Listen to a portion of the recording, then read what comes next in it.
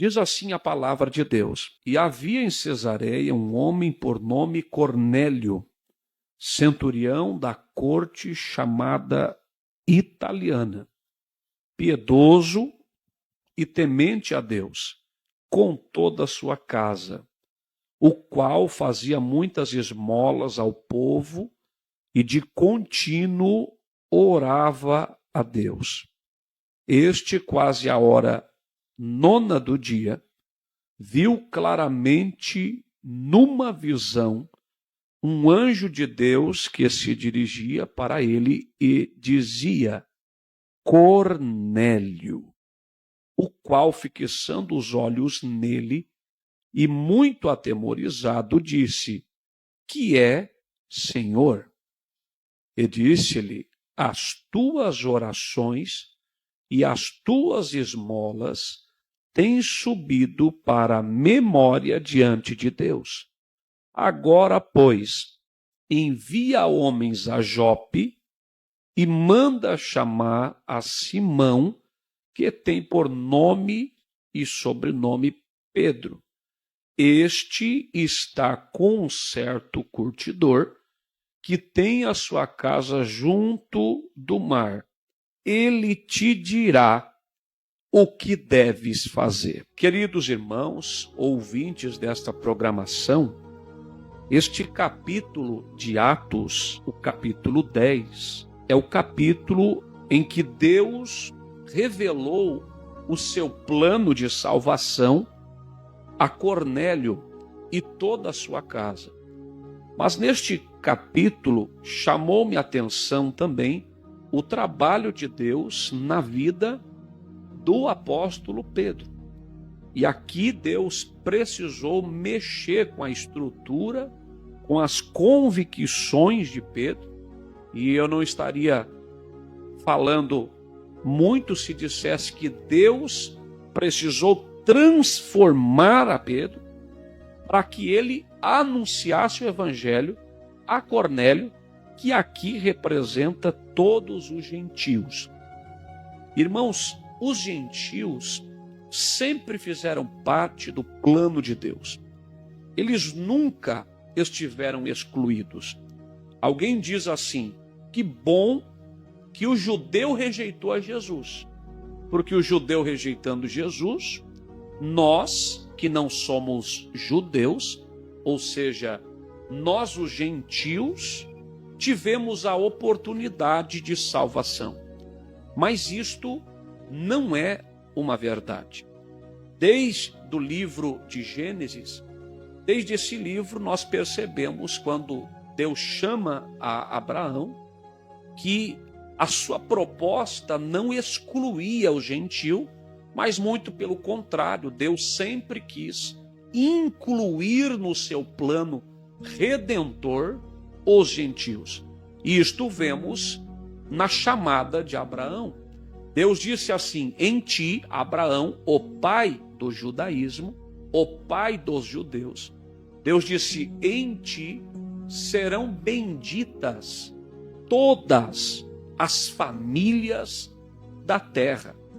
Fica-nos claro que gentil, no plano de Deus, ele não está excluído. Mas os gentios, aqui nesse contexto de Atos capítulo 10, estavam, de um certo modo, sendo excluídos. Como disse, não por Deus, mas sim pela igreja de Deus. A igreja de Deus, que era composta quase exclusivamente de judeus, não conseguia enxergar com bons olhos o ingresso dos gentios no corpo de Cristo. E por conta disso, nós vemos os apóstolos nas suas epístolas enviando várias tratativas e exortações para acabar com isso. O evangelho veio para acabar com a divisão. O evangelho veio para acabar com esta barreira, esta muralha de separação. Disse Paulo que Deus pegou dois povos, a saber, o povo judeu, o povo gentil, que são todas as demais nações, e de dois ele fez um. O evangelho quebrou a divisão. O evangelho quebrou a religiosidade e o preconceito que ela traz. Agora, o evangelho quebra a divisão e os homens levantam e constroem de novo novas divisões. Quando tem uma postura separatista, exclusivista, no seu contexto religioso. Quantos que nós já ouvimos falar? Deixa eu primeiro falar de nações. Tem nações que respiram uma superioridade e pensam que as demais nações, as outras nações, são raças inferiores. Tem povos de nações que respiram arrogantemente desta maneira. Agora tem também igrejas. Tem pessoas que se autodenominam cristãs, que também pensam que elas têm o monopólio da graça, elas detêm a salvação e os benefícios do Espírito, e se alguém quiser também desfrutar, tem que sair da sua congregação A, B ou C e fazer parte da dele. Porque é só naquela congregação X que a bênção da salvação acontece. Isto é a mesma coisa que os judeus estavam fazendo com os gentios. Para os judeus, o gentio era indigno. Para os judeus, os gentios era impuro. Para o judeu, o gentio era uma raça inferior que era desprezada, escanteada, abandonada. Esse capítulo de Atos vai mostrar o plano de Deus para incluir os gentios à igreja. E vai mostrar como Deus trabalhou em um judeu para ser ele o instrumento que viria a ganhar os gentios para a igreja. Então aqui Deus teve mais trabalho de tratar, é como lá o livro do Jonas. Deus teve mais trabalho com o Jonas do que com os ninivitas. Os ninivitas ouviram, se arrependeram, foi tudo muito rápido. Já o Jonas resistiu à voz de Deus, fugiu, deu trabalho de montão para Deus. Aqui é a mesma coisa. Cornélio, que é o gentil do texto, ele tem uma prontidão, uma sensibilidade para Deus. Você não vê Cornélio resistindo à direção de Deus. Você não vê Cornélio lutando com a direção de Deus. Você não vê Cornélio fazendo birra com Deus. Mas agora, quando você olha para Pedro, nós temos todo um processo de Deus mexendo, Deus falando até mesmo, para que Pedro viesse a se colocar na posição. Essa mensagem é tanto para você que está escanteado, que está se sentindo desprezado e que talvez alguma injustiça tenha ocorrido e você triste, se sentindo abandonado, não tem a coragem de romper. Como também essa mensagem é para você que é cristão, que respira superioridade. Deus precisa trabalhar com você para poder usar você para fazer a obra se expandir, a obra crescer. Depois que a igreja abriu a mente quanto ao abandono da religiosidade, para a inclusão dos gentios, ela explodiu. Ela explodiu. Os crentes foram por todas as partes anunciando o evangelho. Mas até aqui ainda era um grande desafio, uma grande dificuldade. Apesar de, em Atos 1, versículo 8, Jesus ter deixado claro o seu propósito à igreja. Ele diz assim: vocês vão receber poder. Para quê? Para que receber poder? Para ficar pulando, saltando, saracoteando, caindo e levantando. É poder para fazer alguma coisa. Ele disse assim: e recebereis poder, e ser-me-eis testemunhas. Ou seja, eu vou dar poder para vocês, minha igreja, para que vocês rompam com a religiosidade que diz: é só a gente, é só o nosso clubinho, é só a nossa panelinha, é só o nosso grupinho, e vocês vão além com este poder, ganhando aqueles que estão às margens da sociedade. O que a palavra de Deus diz em Atos 1, versículo 8 é: vocês serão minhas testemunhas, tanto em Jerusalém. Jerusalém para o judeu, tudo bem, só judeu ali, né? Tudo bem, é do nosso time, é marcado como nós. Aí ele disse mais, mas não é só em Jerusalém, é em Jerusalém, mas também simultaneamente, em toda a Judéia. A Judéia, tudo bem também, porque Judéia é só judeu também que domina a área. Tudo bem. Agora, o texto diz, mas também em Samaria. Aí a Samaria complicou, presbítero Clóvis, porque Samaria já era misturado. Ou era a mãe judia, ou era o pai judeu. O outro parceira era gentil. Então tinha uma mistura.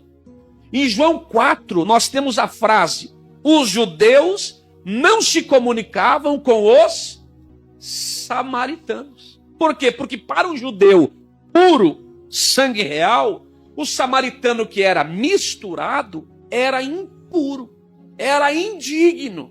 Ele não merecia a salvação.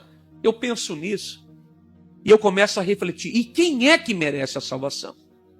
Quem é que pode bater no seu peito e dizer: eu fui um bom cidadão, eu mereci, eu estou na igreja como que fazendo um favor a Deus, porque eu era bom demais lá no mundo, e eu vim para a igreja para fazer um favor a Deus. Ninguém vem para a igreja para fazer favor a Deus. Todos que estão na igreja foram favorecidos por Deus. A sua graça, que é o favor que não merecemos, nos alcançou. Então na igreja tem prostituto, prostituta, ex disso, ex daquilo, mas pessoas que foram lavadas e redimidas. Agora, o gentil é igualzinho. Alguém que precisa da graça de Deus. Alguém que precisa da salvação. Mas quem irá? Quem vai fazer? Quem vai se dispor? Quem vai se voluntariar? Quem vai abrir mão dos seus planos e dos seus interesses para atender os interesses de Deus? Como Jonas, que ficou preocupado com a plantinha que morreu. E o Jonas ali no seu mundinho da plantinha que morreu, que lhe dava uma sombrinha para que ele se sentisse melhor. Ele ficou triste porque ele não tem mais a planta que morreu e o sol está queimando a sua cabeça. Aí Deus tem que confrontar o Jonas e dizer: tu sente tristeza com a planta. Já eu estou pensando nestes 120 mil ninivitas. Já eu estou com os meus olhos nestas almas que estão a perecendo para o inferno. E tu, esta tranqueira, empacado, difícil de lidar. Ouça esta mensagem da parte de Deus. Ele quer que a sua obra se expanda, que a obra cresça, que almas sejam alcançadas. Mas esta obra Ele confiou a nós.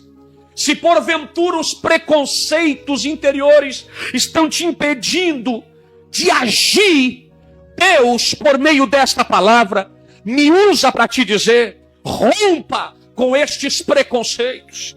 Rompa com este tabu que você tem dentro de você, que te impede de enxergar esta vida que Deus colocou no teu caminho como uma alma que precisa ser salva. Aleluia!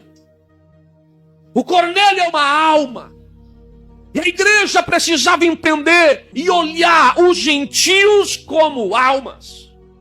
Vocês serão minhas testemunhas, anunciarão o evangelho em Jerusalém, na Judéia, em Samaria. Samaria começou a complicar, mas agora complica um pouco mais, porque Deus disse: e vocês também serão minhas testemunhas até os confins da terra.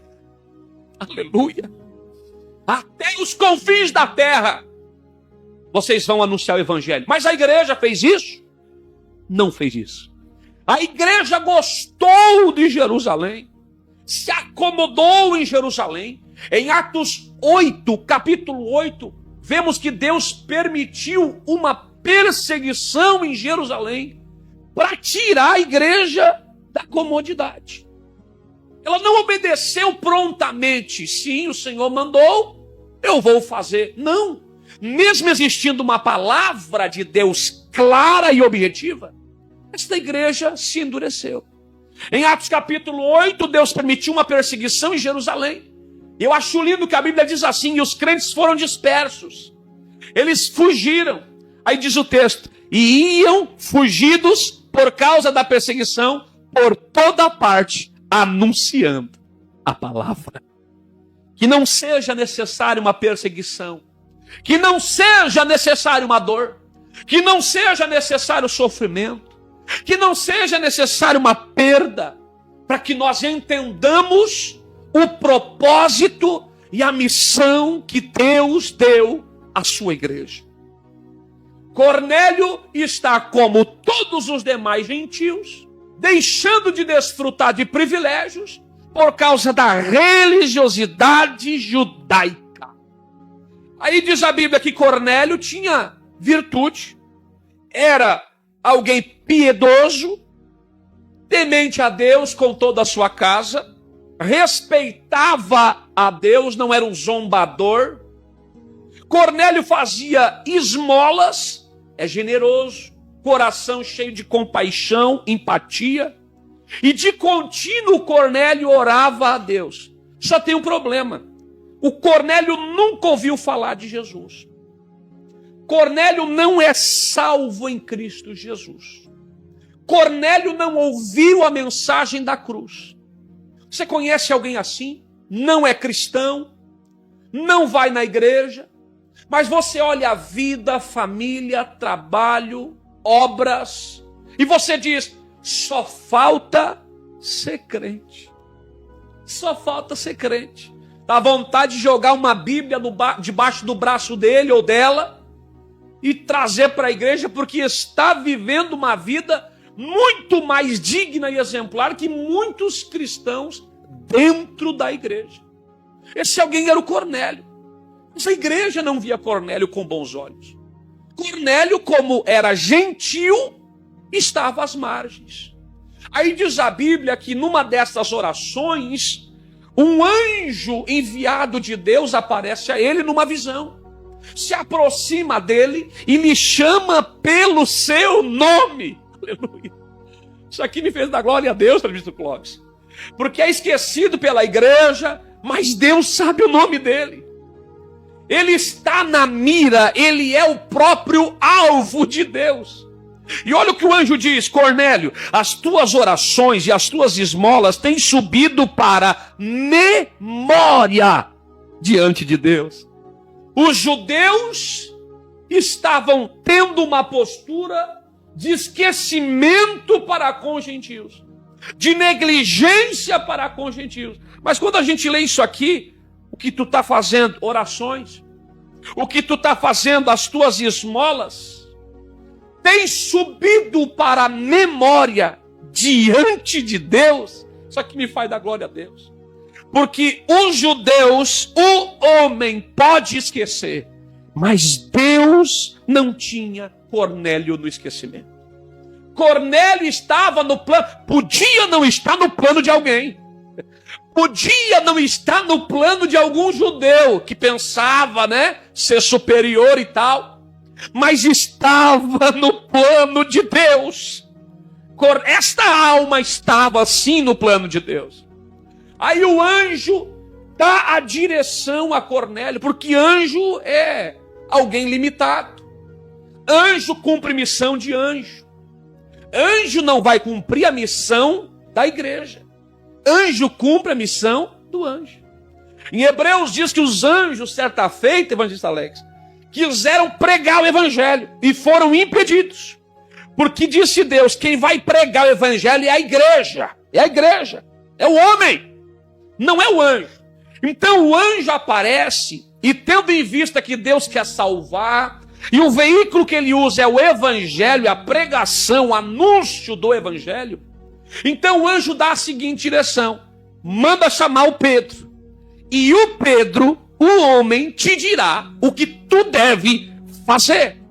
Anjo vai cumprir missão do anjo, mas anjo não vai cumprir a missão da igreja. Pega essa palavra em nome de Jesus. O anjo vai vir, mas não vai vir para fazer o que você tem que fazer. O anjo vai vir, vai agir, vai, mas não para cumprir a tua missão, a tua responsabilidade, a minha missão, a minha responsabilidade. Manda chamar o Pedro. Aí ele chama os seus criados, o anjo sobe, ele não resiste, ele não luta, tem que chamar o Pedro. Tá tão bom com o anjo. Aí o anjo diz assim: manda chamar o homem. Tem gente que gosta mais do anjo, né? E fica lá: anjo vem, anjo vai, anjo pega, anjo faz, anjo crava a espada, anjo tira a espada. E o negócio é só o anjo. Aí o anjo diz assim: manda chamar o homem. O homem, Pedro, te dirá o que tu deve fazer.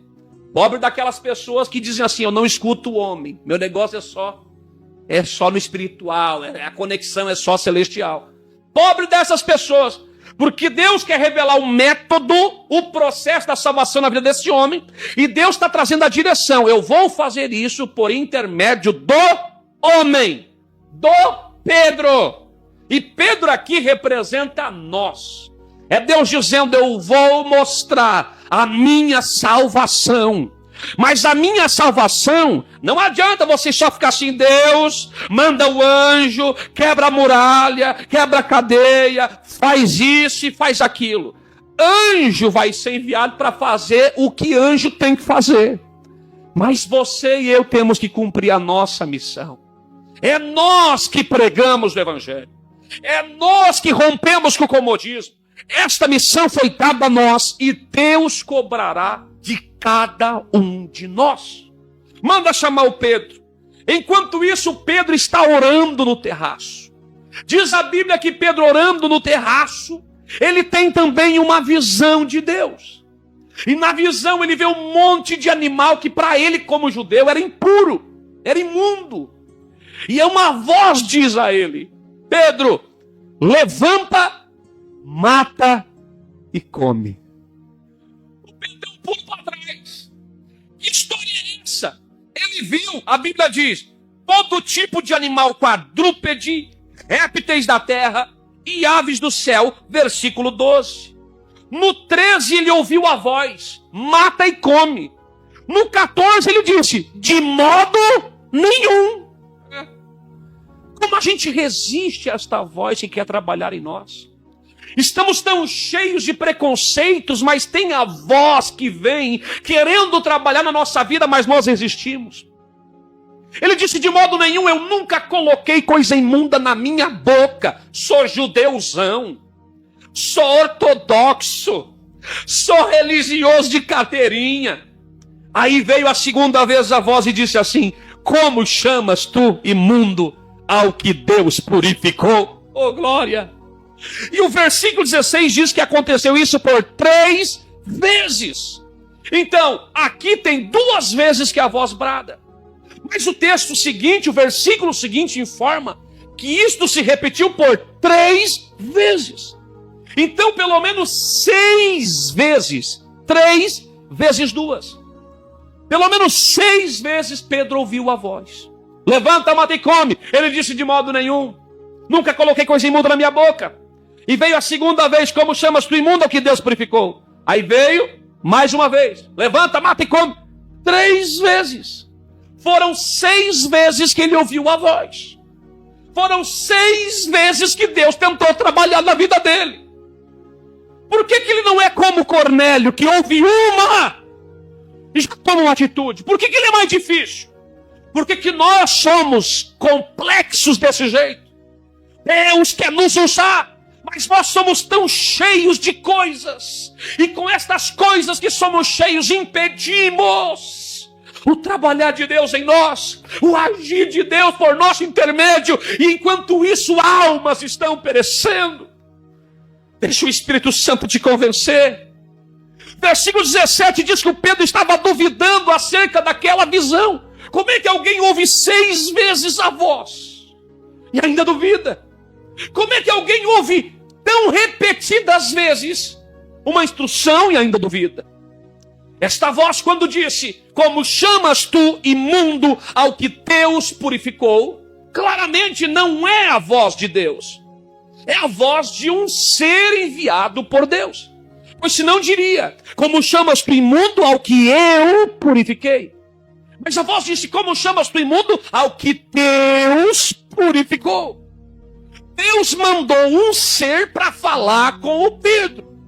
Talvez até um anjo similar ao que Cornélio recebeu. Só que Cornélio de primeira se entregou. Agora o Pedro, 6 vezes, e ainda está no 17, versículo 17, duvidando entre si. Aí diz a palavra de Deus, que estando Pedro duvidando e pensando na visão, chegaram os homens enviados por Cornélio. E eles, à porta de Pedro, começam a chamar por Pedro. Era Deus montando todo um cenário. Era Deus agindo em Cesareia, onde estava o Cornélio, e agindo agora em Jope, onde estava o Pedro, para juntar o útil ao agradável. Um povo carente que precisa de salvação, sedento para ouvir a palavra, com um pregador disposto para pregar tudo que Deus manda. Mas com o lado do Pedro, que representa a igreja, está batendo dificuldade. As almas estão aí, os campos estão brancos, mas é a igreja que ainda está sendo empecilho para Deus fazer coisas maiores. Eu me dirijo com a ousadia de Deus a você nesta noite. A igreja não pode ser um atrapalho ao plano salvífico. Não. Pedro está ainda duvidando depois de ouvir 6 vezes a voz. Aí diz o versículo 19, pensando Pedro na visão, disse-lhe o Espírito. O texto é claro, agora não é o anjo, agora não é o querubim, oh glória a Deus, agora não é o serafim, agora não é um arcanjo, eu não sei quem falou as 6 primeiras vezes, mas aqui agora é o próprio Deus, porque o Espírito é Deus, que está descendo para falar com o Pedro que representa a igreja. E disse-lhe o Espírito: 3 homens te buscam, levanta-te, pois, desce e vai com eles, não duvidando, porque eu os enviei. Deus é que estava naquele negócio. Pedro precisava ser sensível. Vou dar um pulo para encerrar. Versículo 23 diz que depois de muito esforço de Deus, enviando o anjo, falando, descendo, diz o versículo 23, e foi Pedro com eles.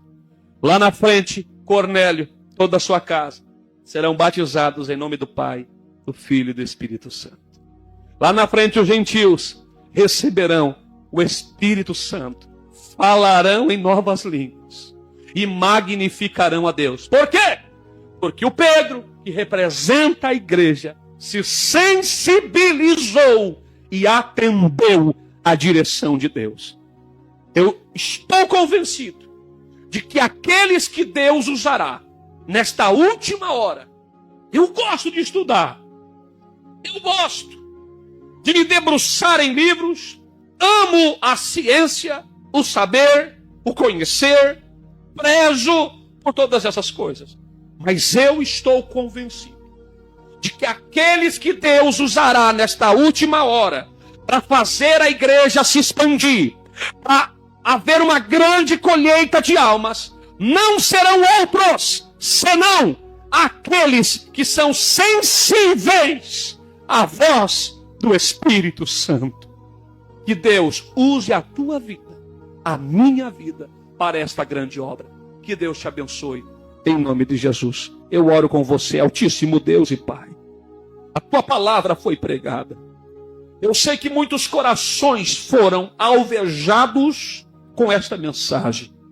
O Senhor é que nos molda de acordo com o seu querer. Veja, Senhor, em nós Se há alguma tranqueira, algum preconceito, alguma coisa que nos impeça de agir em conformidade com teu plano, faça-nos enxergar que os campos estão brancos. Faça-nos ouvir o clamor destas almas. Tira de nós todo radicalismo, toda religiosidade, e nos torne servos sensíveis à tua direção e à tua voz. E que por nosso intermédio, por intermédio daqueles que estão ouvindo esta programação, o Senhor venha operar uma tão grande, tão estrondosa salvação, que todos venham a reconhecer que o Senhor é Deus, que o litoral é do Senhor, que Capão da Canoa, Xangri-Lá, Imbé, Osório, toda essa região pertence ao Senhor. Desperta a tua igreja e chacoalhe a tua igreja, porque já é a última hora. Em nome de Jesus. Amém. Eu agradeço a minha oportunidade. Em nome do Senhor.